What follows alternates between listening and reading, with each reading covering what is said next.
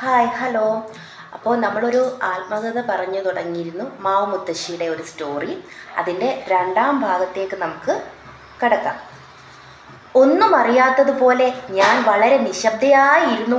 പെട്ടെന്നാണ് അത് സംഭവിച്ചത്. എൻ്റെ കുപ്പായം ആരോ വലിച്ചു കീറുന്നത് പോലെ എനിക്ക് അനുഭവപ്പെട്ടു. താനേ ഊരിമാറിയ എൻ്റെ കുപ്പായങ്ങൾക്കുള്ളിൽ നിന്നും നഗ്നമായി ഞാൻ പതിയെ മുകളിലേക്ക് ഉയർന്നു വന്നു. അതൊരു പ്രഭാത സമയമായിരുന്നു. അന്നാദ്യമായി ഞാൻ അറിഞ്ഞു ഈ ലോകത്തെക്കുറിച്ച്. അധികമൊന്നും ചിന്തിക്കാതെ ഞാൻ എൻ്റെ മാറ്റങ്ങളെ നോക്കി കണ്ടുകൊണ്ടേയിരുന്നു. ദിവസങ്ങൾക്കുള്ളിൽ കാവൽക്കാരെ പോലെ ഒന്ന് രണ്ടിലകൾ എന്നിൽ പ്രത്യക്ഷപ്പെട്ടു. നേരിട്ട് കണ്ടു തുടങ്ങിയ ആ മാറ്റം എനിക്കൊരു അത്ഭുതമായിരുന്നു. എന്നിലെ ഓരോ ഘട്ടങ്ങളും ഞാൻ ആസ്വദിച്ചു തുടങ്ങി.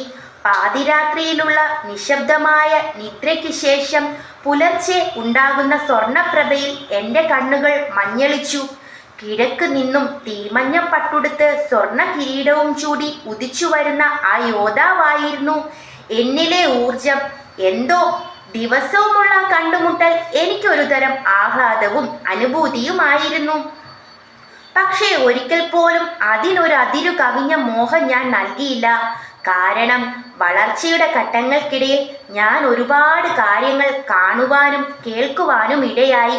അതിലെവിടെയോ എന്നെപ്പോലെ തന്നെ ഉദിച്ചുയരുന്ന യോദ്ധാവിൻ്റെ പ്രഭയിൽ സ്വയം മറന്ന് ജീവിതം വാടിത്തീർത്ത സൂര്യകാന്തിയെയും, അതേപോലെ തന്നെ സ്വർണ്ണ തടാകത്തിൽ ചുവന്നു തുടുത്ത കവിളുകളുമായി അവനു വേണ്ടി മാത്രം ഇളം പുഞ്ചിരിയോടെ കാത്തുനിന്ന താമരയെയും, അങ്ങനെ പലരെക്കുറിച്ചും ഞാൻ അറിഞ്ഞു.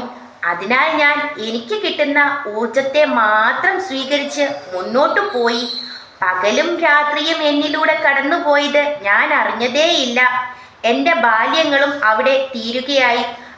അങ്ങനെ കുറച്ചു നാളുകൾക്ക് ശേഷം ഞാൻ ഒരു ചെറിയ ഒത്ത മരമായി തീർന്നു. കണ്ടിട്ടും കാണാതെ പോയവരും ഒരു തുള്ളി ജലം വെറുതെ പോലും ഇറ്റിച്ചു തരാത്തവരും എൻ്റെ പക്കൽ തണലിനായും വിശ്രമത്തിനായും വന്നുകൊണ്ടേയിരുന്നു.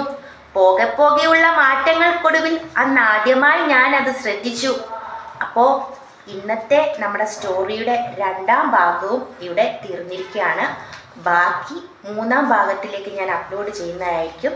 അപ്പോൾ എല്ലാവരും എനിക്ക് വേണ്ടി ലൈക്കും സബ്സ്ക്രൈബും സപ്പോർട്ടും ചെയ്യുക. Okay, by.